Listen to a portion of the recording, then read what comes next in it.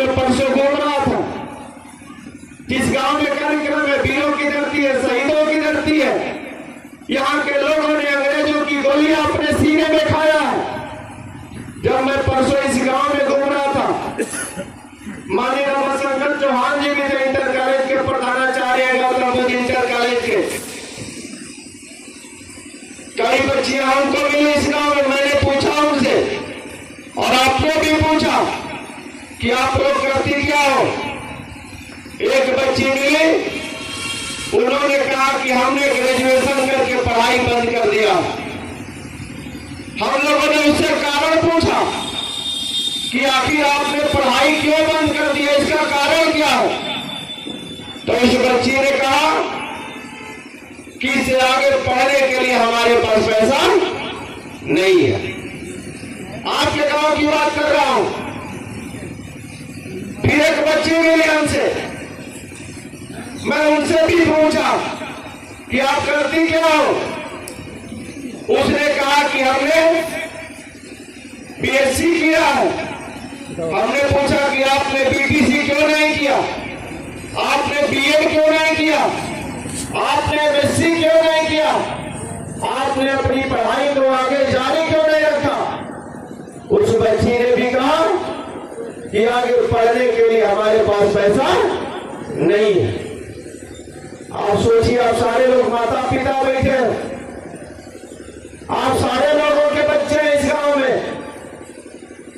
आप मेहनत करके, परिश्रम करके, अपने पूरी ताकत लगा करके अपने बच्चों का पालन पोषण किया है, और वह बच्चा पैसे के अभाव में आप लोगों के सामने पढ़ नहीं पाता है, और आप ही के सामने वो मजदूर बन जाता है।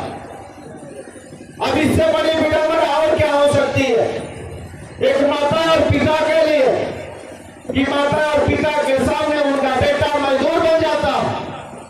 और जिस तरह से आप लोगों ने मजदूरी कर करके अपने बेटों को जिंदा किया है, अपने माता और पिता की परवरिश किया है, अपने जीवन की आवश्यकताओं की पूर्ति के लिए संघर्ष किया है, आज आपका बेटा मजदूर बन करके उसी संघर्ष के जीवन में जाकर के संघर्ष कर रहा है, मजदूरी कर रहा है। तो जो बच्चे पैसे के अभाव में नहीं पढ़ पा रहे हैं, उनके पढ़ाई का प्रबंध कौन करेगा। आप मजदूरी करके नहीं कर पाओगे, आप मेहनत करके नहीं पढ़ा पाओगे, आप खेती किसानी करके नहीं पढ़ा पाओगे।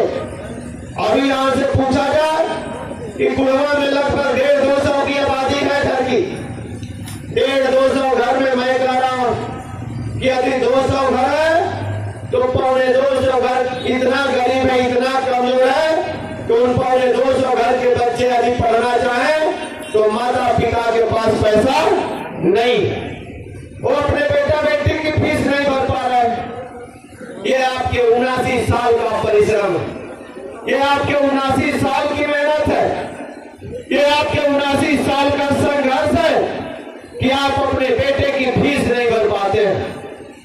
आप सोचिए कि आप कहां हैं, आप सोचिए कि हम किस स्तर पे हैं कि मैं अपने बेटे की फीस नहीं भर पाता हूं, हमारा बेटा बेटी पढ़ नहीं पाते हैं। आप सोचिए, मूल्यांकन करिए कि आप कितने पीछे हैं, आप कितने गरीब हैं, आप कितने बदहाल जीवन जी रहे हैं, लेकिन आपकी बात, आपकी लड़ाई को इस प्रदेश और देश में लड़ने वाला 79 साल में नहीं।